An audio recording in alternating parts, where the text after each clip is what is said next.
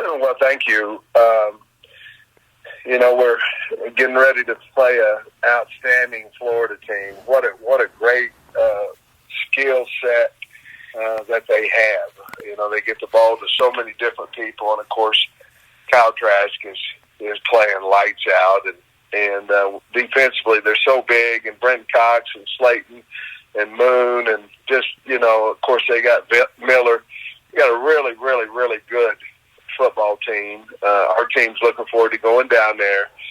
Unfortunately, I won't get to go, but I do appreciate Coach Mullen saying that he has prayed for me and our family, and I appreciate that very, very, very much. We'll begin with Trey Schapp with the Buzz Radio Network. Coach, how are you feeling, and what's it been like these last couple of days, having to stay inside your house and conduct meetings and everything virtually? Well, I'm feeling fine. I was sore in the back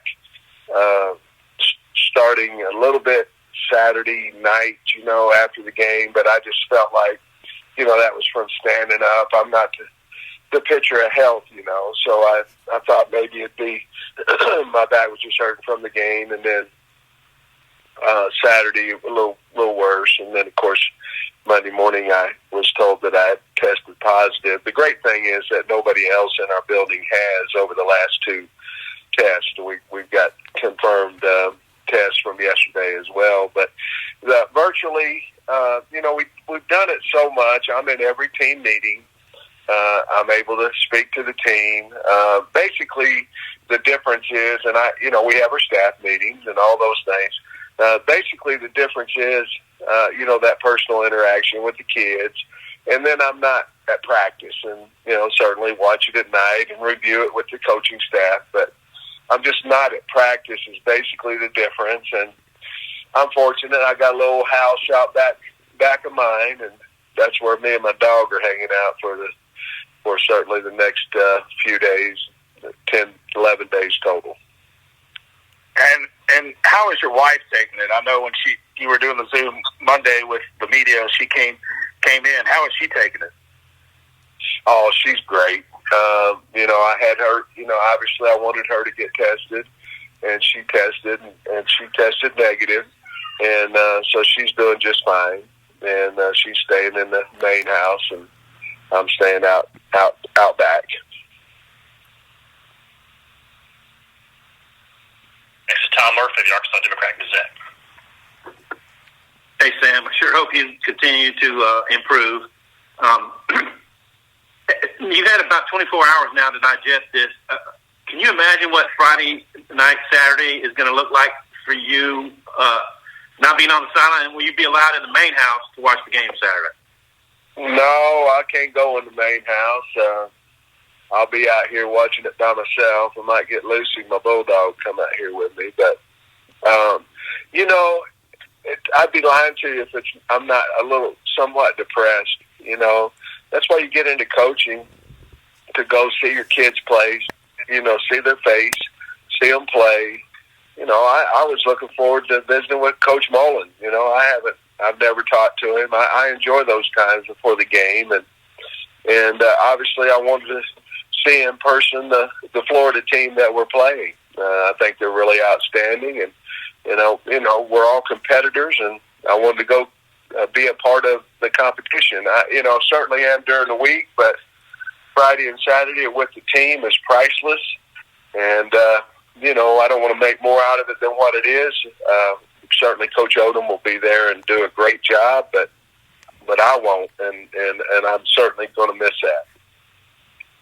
Have you guys worked through the logistics of this? Will Barry come down from the press box, and how do you guys think you'll, sort everything out for game day? Yeah, we've asked the compliance department if we could add Coach Shear, who was a defensive control guy for us, and we'll do that. Barry will come down on the sideline and coach from that point. He has to. Thanks, Sam. You're welcome.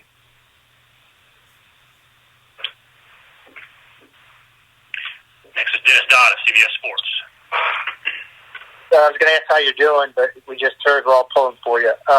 Thank you. I had no idea how many former head coaches you have on the staff, but how big was it that you got Barry, considering the situation now? He can take over fairly seamlessly. Oh, it's huge. He's been, him and Coach Browse as well, and of course Scott. Oh yeah.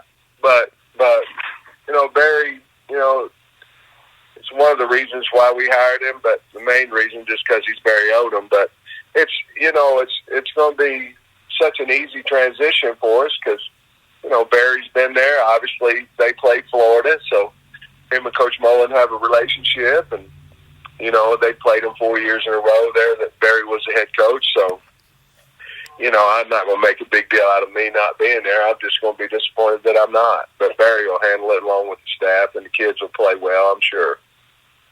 Good. Get well soon. Thank you. This is Pat Dooley, the Gainesville Sun. Yeah, I wanted to ask you, Sam, about the fact that not only does Barry have familiarity, but Kendall coached against him last year in the Swamp, and just that familiarity that they have. And I don't know, I asked Coach Mullen if it's who's got the advantage here, and he said, well, we'll see. Well, I don't know. Familiarity just makes you more comfortable. You've been there before and things of that nature. Obviously, I hadn't been to the Swamp in a while because, we were playing the Georgia-Florida rivalry there in Jacksonville. But I think it helps. It's more of a comfort of the staff. And, again, I truly believe that the kids react however the coaches react, and I think there'll be some type of comfort level there going in there just because Kendall and Barry have been there. And also, Feleipe's been there as well. Obviously, is there any concern about him getting too hyped up? Because we know him from Gainesville, and he would get hyped up sometimes for games. I don't think so. I mean, he's had a good week of practice. He knows this game's not just about him. It's about us, and he just has to go out there and do his job the best he can. Hopefully, he doesn't have too much added pressure, and we'd all be fooling ourselves if we don't think he has pressure on him because, that was his former team, and he got a lot of love for the players on Florida's team as well. But he's a competitor, and he's going to want to play as well as he can. And Florida's they're competitive as well, and they're going to want him not to, So, I get all that, but I think he'll be fine. He's looked good in practice.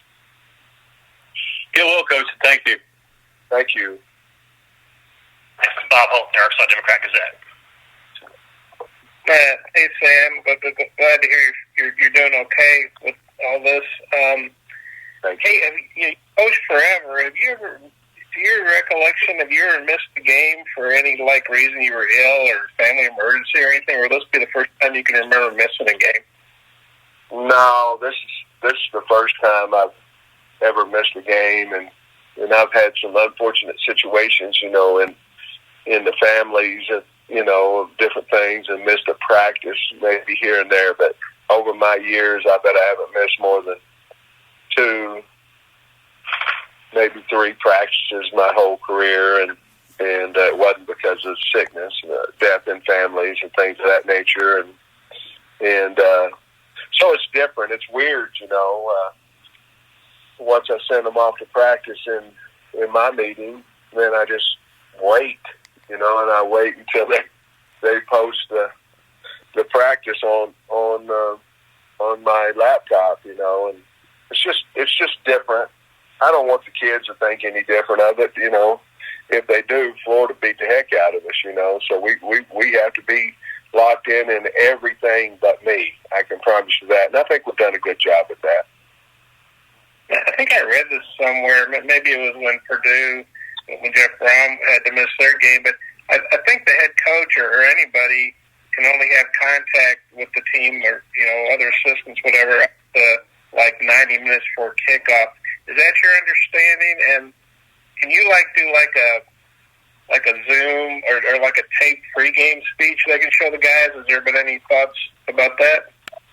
I could and all those things, but I don't know what good it'd do. I'm going to talk to the team on Friday night over Zoom and go let them play. We've got a great guy, a great group of coaches, and I don't want to make more, a mountain out of a molehill. The kids are ready. I talk to them every day. Pre-game speech. Barry will do a hell of a job with it. Okay, well, thanks, Sam. Thank you. I bet it helps to have your dog with you for some company, huh? Yeah. She don't say much, though.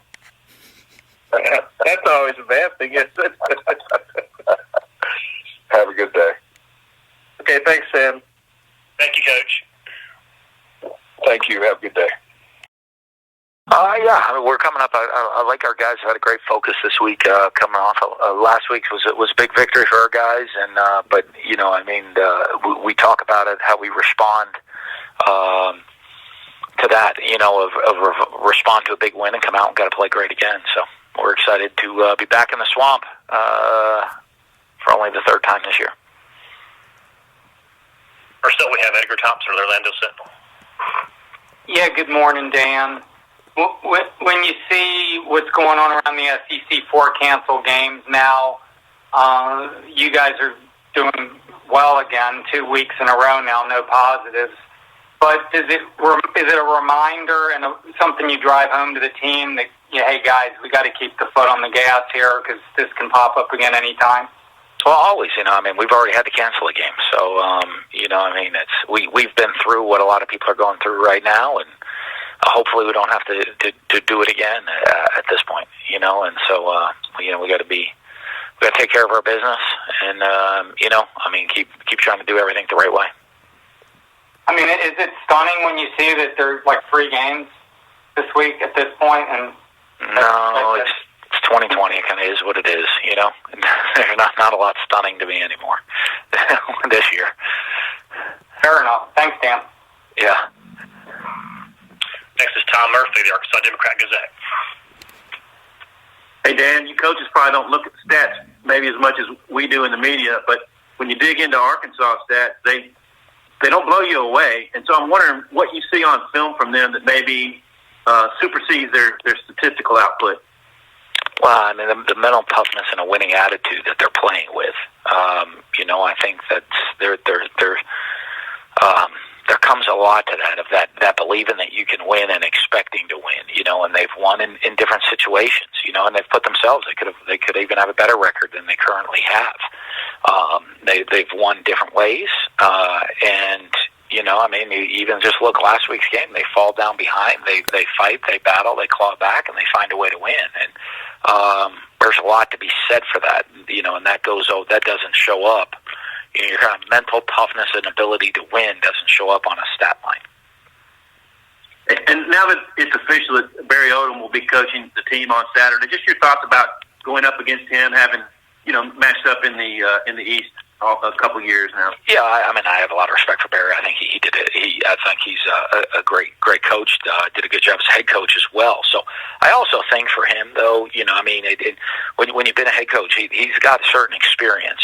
That it's.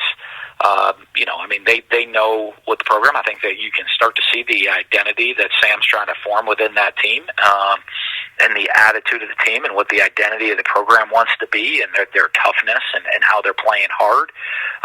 So I think Barry's just going to continue that message, and having been a head coach before, has the experience to be able to do that. It's not like this is his first time ever acting as head coach on a sideline. The program kind of sees their identity, and he's going to be experienced enough to handle the situation. Thank you. Next is Gene Fernetti of the Florida Times Union. Hey, Dan. When you look back at the tape of the Georgia game, obviously you weren't pleased with the efficiency in the second half. How much of that was not having Kyle? How much of it was Georgia covering better, and how much of it was what other element you might want to bring to explain the lack of efficiency that you wanted in the second half? Yeah, there's only a couple times we missed a couple of reads in the past game. We probably got a little bit more conservative just with how the game was being played out. You're kind of watching how the game is played out, and there are times when we're up, we're playing a really good defense, and you're sitting there and you're saying, hey, do we want to just keep attacking down the field, or do we want to try to control the tempo of the game and use ball control in this situation? And so we're up 3 scores for a good part of the second half, and so you're kind of playing maybe with a little different mentality than you are in the first half, especially when you're playing really good defense. You have an opportunity to kind of control the game at that point. Thank you. Brendan Marcello of 24/7 Sports. Hey, Dan, I saw a lot of you talking about just, Feleipe Franks and how he helped, kind of set the foundation there when you got to Florida with that 10-win season. Outside of just the competitive nature of this game between the two of you wanting to win, how special is it just to see a kid like him to help you rebuild Florida to what it is right now, and then also seeing what he's doing at Arkansas and getting them out of the cellar? Well, I knew he'd be successful wherever he went. And, when he said, hey, Coach, I'm going to, I'm going to go on. I'm going to move on because I want to make sure that I have the opportunity to start. And I think here you had 2 kind of starting quarterbacks, and one of them wouldn't have the opportunity to play. So a lot of our discussion was make sure you find the best situation for you, so that you can get on the field and play. And I'm really happy for him. It doesn't surprise me. I think people if you're not around him, he's a competitor. I think he's a really good leader. I think guys respond to him, and he'll push himself both on and off the field. And I think guys around you respond to that, and you see that, especially at the quarterback position, which is such an important role. He came into a program that they have a new coach and they have one and a new quarterback, but both of those 2 came from winning programs. And they brought this kind of mindset of, hey, we know how to win. Just, follow what we're doing, and we know how to win. And you look at it, with the combination of the coaches and having a quarterback, and obviously they have a bunch of talent on the team on both sides of the football. And they you see what's probably changed is the mindset of how they play, and that's why they're having the success. And I know Feleipe was probably a major part, with their coaching staff of changing the mindset of the team.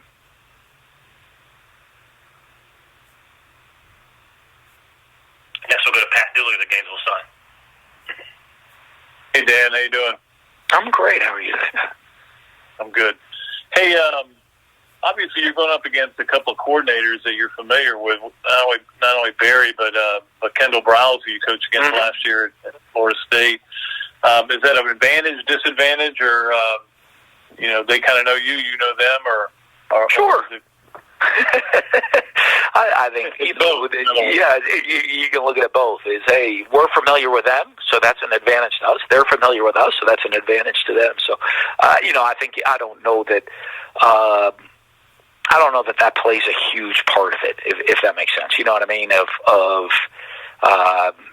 Because you can draw it both ways. Obviously, when you know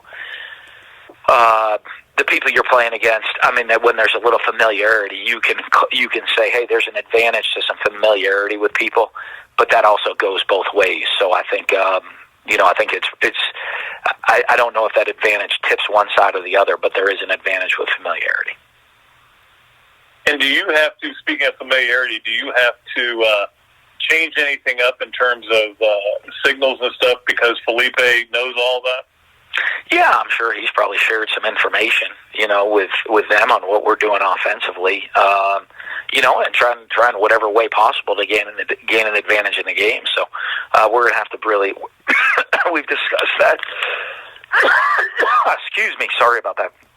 And have a plan for that. Thanks, Coach. Yeah, have a great day. This is Bob Holt, the Arkansas Democrat-Gazette.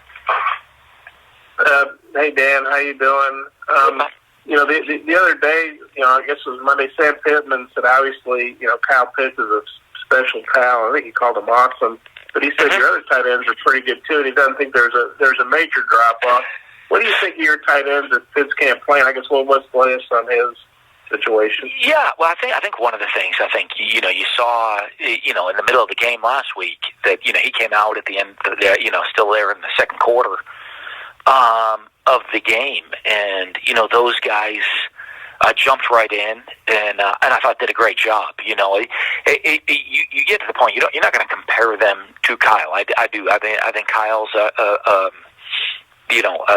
special, different type of player, and so it's not fair to compare people to him and and the other tight ends to him. But when you look at Kamari and you look at Keon Zipper and you look at the ability they have.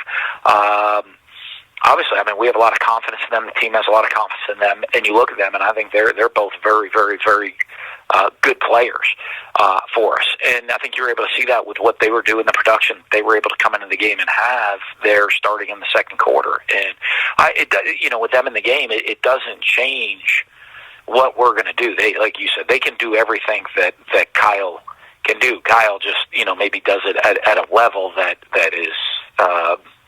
You kind of shake your head at sometimes. You're like, wow, that was pretty special. He makes those plays that you kind of you're like, wow. Even if you cover him, it really doesn't matter. Sometimes he still makes those plays. But the other guys come in, they can do everything that he does, and it's not going to change our offensive scheme. I know you said Monday Kyle was questionable. That's still its status. Yeah. Okay, thanks. Okay. Coach, we'll finish you up with this Dodd at CBS Sports. Hey, Dan. I just heard anecdotally that a lot of coaches are, enjoying the Zoom thing and recruiting. How does that work out for you? Because next week, they're going to extend the dead period to April 15th. Did they announce that officially yet? It's going to happen tomorrow. You have the scoop already. I don't know. Enjoying is the right word. I think finding a way to do it is okay. I think everyone's become efficient at Zoom. But I'm going to tell you, I'm great in the talking to the kids and all of that. The coaches leaving campus. I think maybe the NCAA even looks. Maybe you don't even go on the road recruiting anymore. Because you can do it Zoom. You can talk and have these conversations, and I think this will create a lot of things that people have learned better ways to do things, and but it's hard for me in a Zoom presentation to show what standing in the middle of the swamp is like, what being in Florida. You're down here in Florida in November, December, January, February, and 75 degrees with sunshine and palm trees. You don't get that on a Zoom call. Getting to walk around the actual beauty of our campus and one of the best to be on one of the most prettiest campuses in the nation. You don't get that in a Zoom call. Now, I think can we learn a lot, and that you could say, hey, boy, I wonder if the future, if they even let the coaches ever on the road again. Why budgetarily does that even make sense?